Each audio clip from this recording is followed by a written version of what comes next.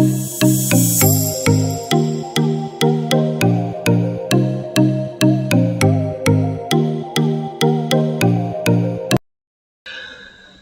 friends, I am Chef Anand. Welcome to my channel. இன்னைக்கு நம்ம பார்க்க போற வீடியோ பனைமரம். பனைமரம் நம் தமிழ்நாட்டுடைய தேசிய மரமாகும். இந்த மரத்தோடைய பயன்களையும் இதோடைய நன்மைகளையும் தான் இந்த வீடியோவில் பார்க்க போகிறோம். ஸோ இந்த பனைமரம் நமக்கு எல்லா வகையிலையும் நன்மை கொடுக்குது. ஃபஸ்ட்டு என்ன கொடுக்குது அப்படின்னா கிழங்கு கொடுக்குது, கிழங்குல உள்ள முட்டை கொடுக்குது, அதுக்கப்புறம் பனம்பழம் கொடுக்குது, அதுக்கப்புறம் பனங்காய் கொடுக்குது, அதுக்கப்புறம் கல்லும் கிடைக்கும். ஸோ ஓலை குருத்து எல்லாமே நம்ம யூஸ் பண்ணலாம். A to Z வந்து இந்த பனைமரத்தில் நமக்கு வந்து யூஸ் பண்ணலாம். அந்த பனைமரத்தை வச்சு நம்ம வீடு செய்கிறதுக்கு அந்த ஸ்டச் வேலைக்கும் பயன்படுத்தியிருக்காங்க. ஸோ பனைமரத்துடைய ஃப்ரூட்ஸ்லாம் பார்த்தோம் அப்படின்னா ஒன்றும் ஒவ்வொரு சீசனுக்கு ஏற்ற மாதிரி மாறிக்கிட்டே இருக்கும். அதில் இந்த சீசனில் என்ன கிடைக்கும் அப்படின்னா பனங்கிழங்கு தான் கிடைக்கும். ஏன்னா ஒரு 3 மாதத்துக்கு முன்னாடியே அந்த பனம்பழம் பழுத்து அதில் உள்ள அந்த காயெலாம் கீழே விழுந்து கிடக்கும். ஸோ அதை எடுத்து நம்ம மண்ணுக்குள்ளே வச்சுருந்தோம் அப்படின்னா இந்த மாதிரி வச்சுருப்பாங்க அரேஞ்ச் பண்ணியே. ஸோ எங்கள் தோட்டத்தில் இந்த மாதிரி அரேஞ்ச் பண்ணி வச்சுருக்காங்க. 3 மாதத்துக்கு அப்புறம் இந்த மாதிரி நம்ம நோண்டி பார்த்தோம் அப்படின்னா உள்ளே வந்து அந்த பனைமரத்துக்குள்ள அந்த வேர் வந்து ஓடி இருக்கும். அதை தான் பனங்கிழங்குன்னு சொல்லுவோம். இந்த பருவத்தை விட்டு தாண்டிடுச்சு அப்படின்னா அதுக்கப்புறம் அது இப்போ முளைச்சிரும். ஒரு சின்ன குருத்து மாதிரி வந்துடும். அதை வந்து நம்ம யூஸ் பண்ணவே முடியாது. ஸோ இந்த ஒரு 3 மாதத்துக்கு அப்புறம் நம்ம கரெக்டாக அந்த டயத்தில் வந்து இந்த பொங்கல் அந்த ஜனவரி மாதத்தை ஒட்டி நம்ம இந்த மாதிரி ஓப்பன் பண்ணி பார்த்தோம் அப்படின்னா கிழங்கு இருக்கும், கிழங்கும் அந்த முட்டையும் இருக்கும். ஸோ அந்த கிழங்கு தான் நம்ம இப்போ பறிக்க போகிறோம். அந்த கிழங்கு பறிச்சுட்டு எப்படி அவிச்சு சாப்பிடுவோம் அப்படின்னு பார்க்கலாம்.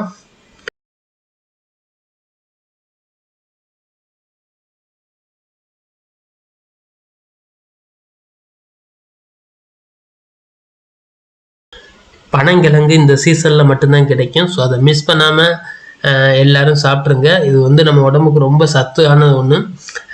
வேகமாக டைஜஷன் ஆகிறதுக்கும் பல எதிர்ப்பு சக்திக்கும் இந்த கிழங்கு வந்து ரொம்ப யூஸ்ஃபுல்லாக இருக்கும். ஸோ இந்த கிழங்கு எப்படி அவிக்கலாம் அப்படின்னு பார்க்கலாம். ஃபஸ்ட்டு என்ன பண்ணுறோம் அப்படின்னா அந்த கிழங்கு மண்ணை நோண்டி இந்த மாதிரி எடுத்துகிட்டு அதோடைய ஃப்ரெண்டு பேக்கையும் வந்து கட் பண்ணிட வேண்டியதுதான். லைட்டாக அந்த ஒரு கிழங்குடைய சைஸ் நமக்கு கிடச்சிரும். அதுக்கப்புறம் அந்த கிழங்குக்கு பின்னாடி இருக்க அந்த கருப்பு தான் முட்டை. ஸோ அந்த முட்டையை வந்து 1/2 வெட்டணும் அப்படின்னா உள்ளே வந்து தண்ணி சத்தோட ஒரு கிருமி மாதிரி இருக்கும். அந்த கிருமி தான் முட்டைன்னு சொல்லுவோம் தமிழில். ஸோ அதையும் சாப்பிடலாம். அது ரொம்ப டேஸ்ட்டாக இருக்கும். ஸோ எல்லாருக்கும் இது வந்து கிடைக்காது. இந்த மாதிரி வில்லேஜில் இருக்கவங்களுக்கு தான் கிடைக்கும். ரோட்டில் கூட இந்த மாதிரி இதெல்லாம் கிடைக்க சான்ஸே இருக்காது.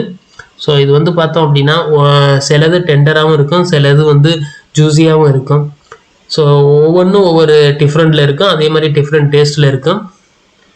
இது தமிழ்நாட்டில் மட்டும்தான் அதிகமாக கிடைக்கும். வேறு எந்த ஸ்டேட்லேயும் இந்த இது வந்து கிடைக்காது. இப்போ பனைமரத்தோடைய முட்டை சாப்பிட்டாச்சு. இனி அடுத்து கிழங்கு என்ன பண்ணுவோம் அப்படின்னு பார்க்கலாம். ஸோ கிழங்கு என்ன பண்ணுறோம் அப்படின்னா அதோடைய ஃப்ரெண்டு பேக் அந்த மாதிரி வெட்டியாச்சு. அதுக்கப்புறம் அதை வந்து நல்லா ஒரு 3-4 டைம் வாஷ் பண்ணணும். வாஷ் பண்ணிவிட்டு இந்த மாதிரி ஒரு பாத்திரத்தில் என்ன பண்ணணும் அப்படின்னா அந்த பெரிய பகுதியை வந்து கீழே வச்சு சின்னதை வந்து மேலே வச்சு அதில் வந்து 3/4 பாத்துக்கு நம்ம தண்ணி ஊற்றிட வேண்டியதான். ஊற்றிட்டு சால்ட் மட்டும் போட்டு ஒரு 20 நிமிஷம் 30 நிமிஷம் வச்சாவே போதும். சூப்பராக குக் ஆகிடும். கிழங்கு அவிச்சாச்சு. ஈவினிங் டயத்தில் இதுதான் நமக்கு ஸ்நாக்ஸ். ஸோ கிழங்கு அவிக்கிறது எப்படி பார்க்குறோம் அப்படின்னா நம்ம தண்ணியில் உள்ளே வச்சுட்டு கொஞ்சம் உப்பு போட்டு வச்சோம் அப்படின்னா ஒரு 20 நிமிஷத்தில் அவிஞ்சிரும். அவிஞ்சிருச்சுன்னா இந்த மாதிரி கேப்பு வர ஆரம்பிச்சிடும். இந்த மாதிரி கேப் வந்துருச்சு அப்படின்னா அது அவிஞ்சிருச்சுன்னு அர்த்தம். அதே மாதிரி இந்த சைடு பார்த்தோம் அப்படின்னா இதில் ஒரு கேப் வர ஆரம்பிச்சிடும். இந்த மாதிரி கேப் இருந்துச்சு அப்படின்னா கிழங்கு அவிஞ்சிருச்சுன்னு அர்த்தம். அடுத்து என்ன பண்ணுறோம், நல்லா வாஷ் பண்ணி அவிச்சதுனால இந்த மாதிரி 2 கலரில் தெரியும்.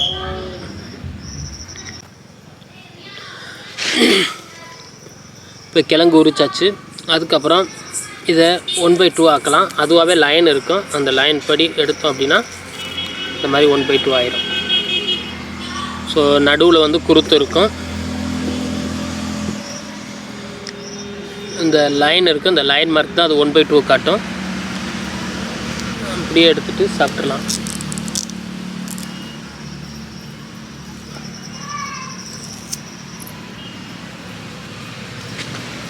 கிழங்கு ஓப்பன் பண்ணோம் அப்படின்னா நடுவில் இருக்குது இந்த குருத்து. இந்த குருத்து தான் என்ன செய்யும்னா பெரிய பனைமரமாக்கும்.